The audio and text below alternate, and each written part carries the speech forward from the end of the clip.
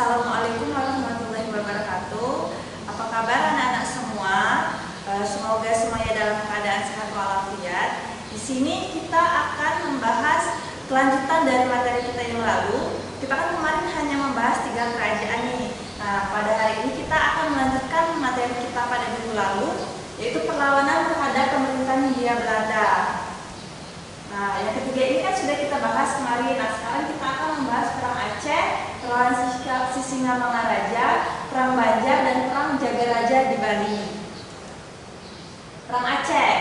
Nah, Belanda menguasai Aceh saat keluarnya Traktat London tahun 1871.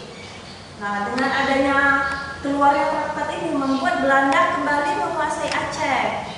Nah, dengan Belanda kembali menguasai Aceh, Belanda menyerang Aceh pertama kali dengan cara membakar Masjid Baitur Rahman untuk dijadikan benteng pertahanan Belanda.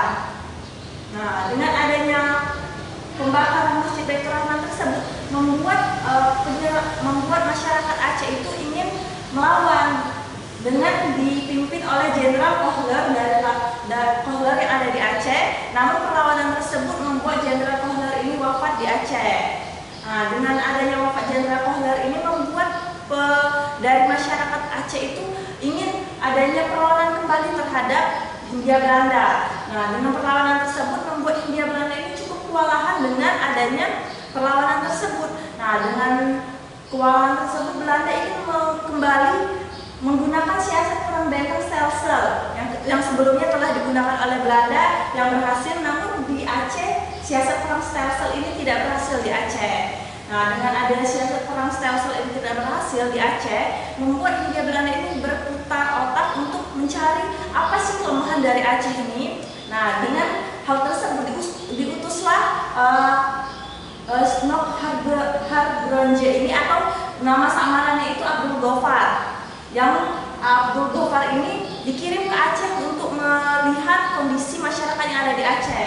Nah, dengan dikirimnya Abdul Ghaffar ini ke Aceh, Abdul Ghaffar ini menyimpulkan bahwasanya Aceh ini tidak akan mudah dikalahkan dengan cara perang fisik, atau Hindia Belanda ini tidak akan menang dengan Aceh jika Aceh dilawan dengan fisik. Nah, dengan apa Aceh bisa dimenangkan? Yaitu dengan cara mengikuti jalan dari masyarakat Aceh, yaitu dengan cara mengikuti ajaran agamanya, dengan cara mengetahui kebiasaan masyarakat yang ada di Aceh dan sebagainya.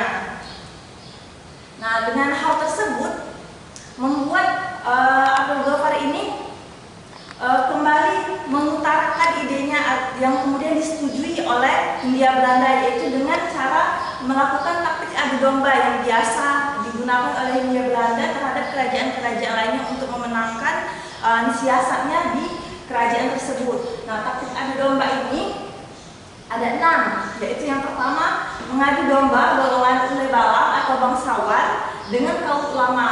Yang kedua, sejak tahun 1898 Aceh semakin terdesak akibat adanya perpecahan tersebut, sehingga pada tahun 1899 di pertempuran Meulabo Tengku Umar gugur. Nah, ini merupakan Tengku Umar yang gugur pada saat peperangan Meulabo. Nah, kemudian pada tahun 1903 Sultan Aceh Muhammad Daud Shah ditawan oleh Belanda di Batavia dan akhirnya wafat. Nah, pada tahun 1903 ini juga Panglima Kolom Muhammad Daud juga menyerah. Nah, jadi pada saat penyerangan yang dilakukan oleh Muhammad Daud ini, Kolom Muhammad Daud ini juga menyerang Hindia Belanda. Nah, dengan wafatnya Daud Shah ini membuat Panglima Kolom Muhammad Daud ini menyerah. Kemudian pada tahun 1906 Cut Nyadin ini dan Cut Meriska ini, Cut Murtia ini juga melakukan perlawanan terhadap Hindia Belanda yang berhasil ditangkap oleh Hindia Belanda dan diasingkan di Sumedang. Pada tahun 1904 ini Belanda mengumumkan bahwa Aceh ini berhasil dikuasai oleh Hindia Belanda. Meskipun pada tahun setelah 1904 Belanda Aceh ini masih ada saja masyarakat yang separatis dengan Hindia Belanda untuk melawan Hindia Belanda. Kemudian pada tahun 1914 Hindia Belanda berhasil membumi hanguskan masyarakat yang separatis terhadap Hindia Belanda. Nah, selanjutnya ini adalah perlawanan Sisingamangaraja. Sisingamangaraja ini merupakan seorang raja yang ada di daerah Batak atau Sumatera Utara. Nah, perang ini dikenal sebagai Perang Batak, berlangsung selama 29 tahun. Pertempuran diawali dari Baha Batu yang kemudian menjadi pusat pertahanan Belanda pada tahun 1877.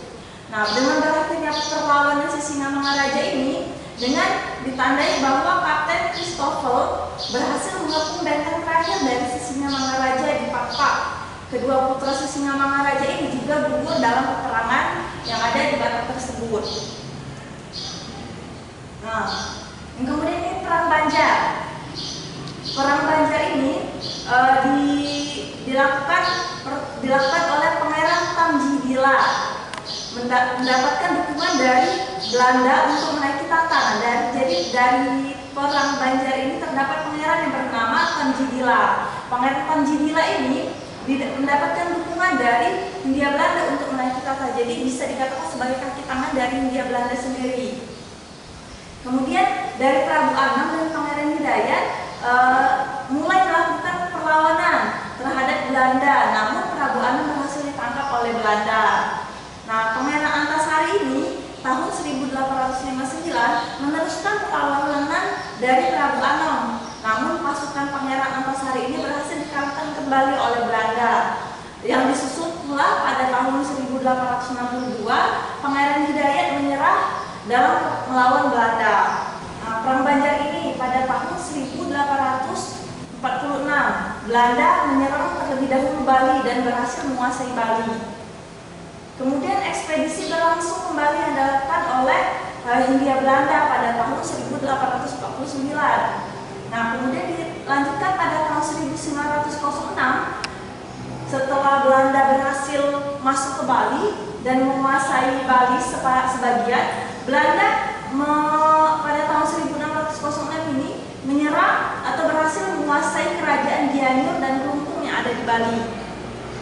Kemudian setelah Hindia Belanda berhasil menguasai kerajaan-kerajaan besar yang ada di Bali, seluruh kerajaan Bali itu bersatu dan melakukan penyerangan yang dikenal dengan Perang Puputan Jagaraga.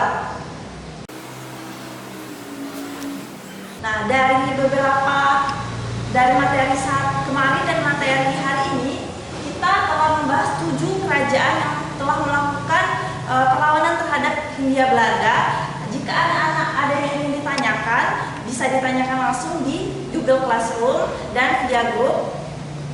Dan untuk tugas yang telah Ibu berikan, segera dikumpulkan di Google Classroom berdasarkan tenggat waktu yang telah Ibu berikan. Ibu tutup pembelajaran kita pada hari ini. Wassalamualaikum warahmatullahi wabarakatuh.